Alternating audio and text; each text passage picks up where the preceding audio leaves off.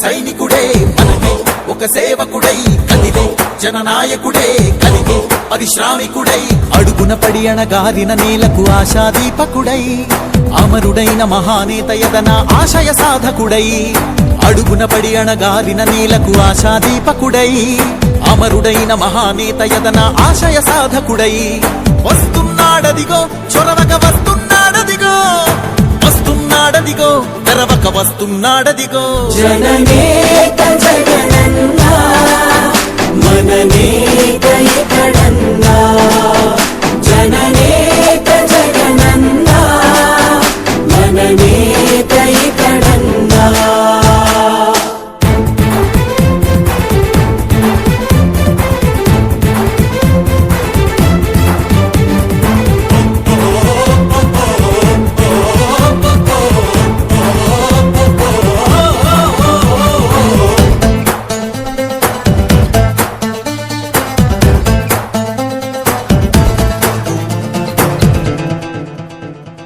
జనమే తోడుగనేడు జగమే తిరుగుతున్నాడు అడుగే ప్రాణమై చూడు బలమై గురుకుతున్నాడు రాష్ట్రం గుండె మంటలకు కరిగే కంటి నీరతడు రాష్ట్రం గుండె మంటలకు కరిగే కంటి నీరతడు అన్నం కాదు బతుకంటే అన్నే అంటూ మారాడు చెమటలు చెరపని అలసట ఎరగని చిరునవ్వుకు చిరునామా ఇతడు యువతా సహోదరుడు జనతా సహాయకుడు యువతా సహోదరుడు జనతా సహాయకుడు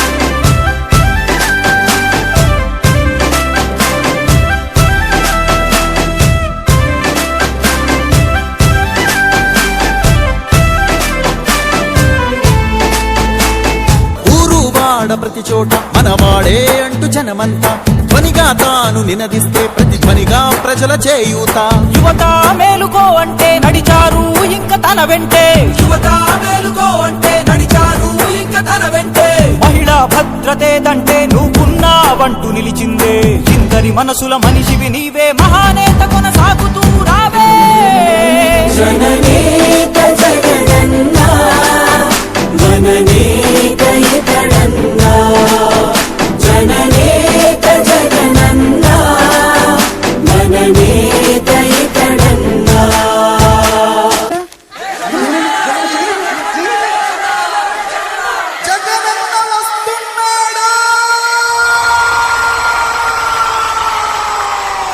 తూర్పు కొండల్లో ఉదయించే సూర్యుడిలా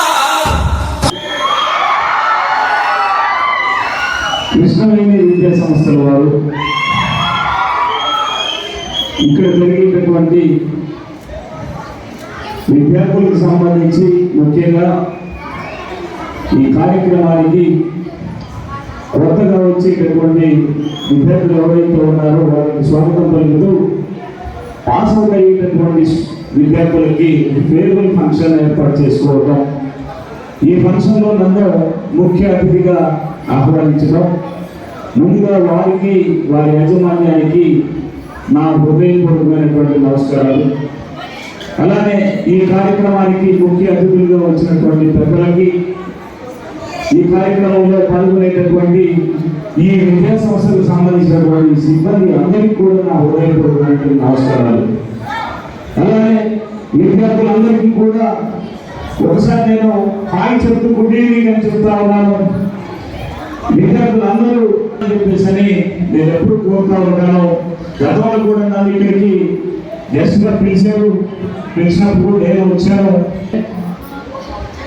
కొంతమంది విద్యార్థులు కొత్తగా వచ్చేటటువంటి వాళ్ళు 10th క్లాస్ అయిపోయిన తర్వాత ఇంటర్మీడియట్ ఫస్ట్ ఇయర్లో జాయిన్ అవుతా ఉన్నారు. కొంతమంది విద్యార్థులు ఇంటర్మీడియట్ సెకండ్ ఇయర్ అయిపోయిన తర్వాత పాస్ అవుతా ఉన్నారు. ముఖ్యంగా ఆ విద్యార్థి దశలో ఉన్నటువంటి వాళ్ళందరికీ కూడా నేను చెప్పదలుచుకున్నది ఏంటి అంటే, ఆ వయసులో ఉండేటటువంటి విద్యార్థుల యొక్క మనోగతం ఎలా ఉంటుంది అని చెప్పేసి దాని గురించి నేను ఆ దశ నుంచి వచ్చినటువంటి వ్యక్తిని కాబట్టి ఆ అనుభవంతో కొన్ని విషయాలు మీతో పాల్పంచుకోవాలని చెప్పేసి అని అనుకుంటా ఉన్నా. ముఖ్యంగా ప్రతి వ్యక్తికి కూడా, చదువులో ఉన్నటువంటి ప్రతి వ్యక్తికి కూడా ముఖ్యమైనటువంటి దశ 10th క్లాస్ పాస్ అయిన తర్వాత ఇంటర్మీడియట్ వరకు ఆ విద్యార్థి యొక్క మనోగతం ఎలా ఉంటుంది, వారి అలవాట్లు ఎలా మారుతాయి అనేటటువంటి దానికి మనిషి జీవితంలో ఉన్నటువంటి దశలన్నింటినీ కూడా ఇది కీలకమైనటువంటి దశ. ఇక్కడ ఈ వయసులో ఉన్నటువంటి వారు, ఈ చదువు చదివేటటువంటి దశలో ఉన్నటువంటి వారు ఎవరు కూడా దయచేసి దురలవాట్లకు మాత్రం మీరు అలవాటు పడద్దు. మీరు చేసేటటువంటి అల్లరి ఏదైతే ఉందో స్కూల్లో కానీ కాలేజీలో కానీ ఎప్పుడూ కూడా ఆహ్లాదకరమైనటువంటి వాతావరణంలాగా ఉండాలి, కానీ అది శుద్ధి నుంచి ఉండకూడదు. మనం జనరల్గా స్కూల్లో ఉన్నప్పుడు టీచర్స్ కామెంట్ చేస్తూ ఉంటాం, మనతో పాటు ఉండే విద్యార్థులు కొంతమందిని కామెంట్ చేస్తూ ఉంటాం, అదే కాలేజీలో కూడా చేస్తూ ఉంటాం.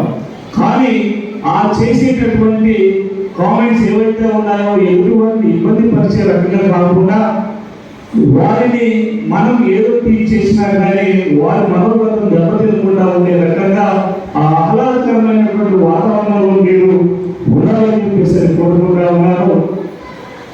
ఈ లైఫ్ లో ఇంపార్టెంట్ అనేటటువంటి విషయాన్ని గుర్తించండి.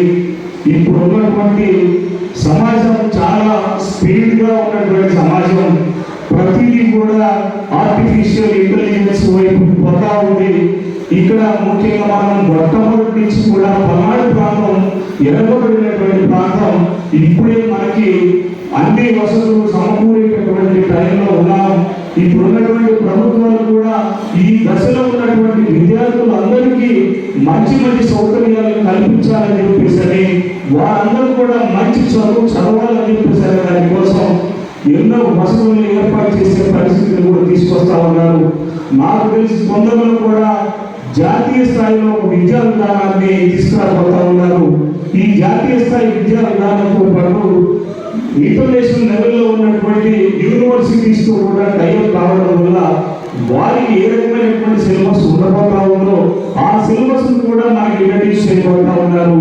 ఇక్కడ చదివే ప్రతి ఒక్కరు కూడా ముఖ్యంగా గుర్తుపెట్టుకోండి, ఇప్పుడు ఎప్పుడైనా సరే ఈ వయసులో మనం అల్లర్చలరుగా తిరిగి మనం చదువు పట్ల శ్రద్ధ చూపించకపోతే దీని పరిణామాన్ని మీరు, మీ కుటుంబం, మీరు వయసు వచ్చిన తర్వాత ఆ రోజు బాధపడ్డ ఆ వయసు తిరిగి రాదు. దయచేసి మీరందరూ కూడా బాగా చదవాలి, చదవడంతో పాటు బాగా ఆటలాడాలి, గొడవ కూడా చేయాలి. ఆ అల్లరి అనేది ఆహ్లాదకరంగా ఉండాలి, కానీ అది శుద్ధించి ఉండకూడదు. ముఖ్యంగా ఇప్పుడున్నటువంటి ఎడ్యుకేషన్ సిస్టంలో రెండు విధాలుగా ఉంది. ఒకటి కంపల్సరీ ఇంగ్లీష్ అనేది ముఖ్యంగా కీలకమైనటువంటి పాత్ర పోషిస్తూ ఉంది.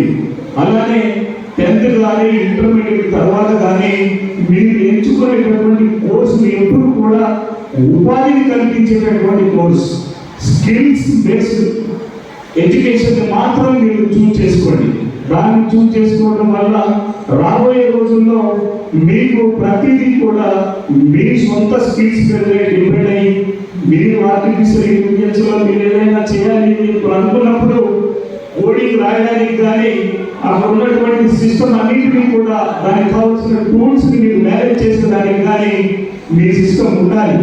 అలానే మీరు అటువంటి కోర్సులు మీరు ఎంతో విషయం ఏంటంటే ఎప్పుడు కూడా మీతో ఉన్నటువంటి విద్యార్థులు ఎవరైతే సహ విద్యార్థులు ఉంటారో వీళ్ళల్లో ఉన్నటువంటి వారందరూ కూడా ఒక జాతీయ సంపద లాంటి వారు. మీరందరూ కూడా ఈ యువత అనేటటువంటి వారు దేశానికి ఒక సంపద లాంటి. మీరు మంచి మంచి పొజిషన్స్ రావాలి. మీలో ఉన్నటువంటి వారు కొంతమంది మంచి పొజిషన్కి రావచ్చు, కొంతమంది చిన్న చిన్న స్థాయిలోనే ఉండొచ్చు. కానీ ఎప్పుడు కూడా ఈ దశలో ఎవరితోనైతే మనం స్నేహం చేస్తామో, మనం ఏ స్థితికి వెళ్ళినా కానీ ఆ స్నేహం చేసినటువంటి సహ విద్యార్థులను మర్చిపోవద్దు. ఎప్పుడు కూడా మర్చిపోకుండా వారిని కూడా గౌరవించండి. అప్పుడు సమాజంలో ఒక మంచి వాతావరణం ఉంటుంది అని చెప్పేసి అనేది నేను చెప్తా ఉన్నాను. నేను కూడా ఇప్పటికి చెప్తా ఉన్నాను, నాతో చదివినటువంటి విద్యార్థులు ఎప్పటికీ కూడా చిన్న చిన్న ఉద్యోగాలు చేసే వాళ్ళు కూడా నా దగ్గరికి వస్తారు. వారిని అప్పుడు ఏ రకంగా అయితే వారి పట్ల మనం ప్రవర్తించామో ఇప్పుడు కూడా వారి పట్ల మనం అలానే ప్రవర్తించాలి.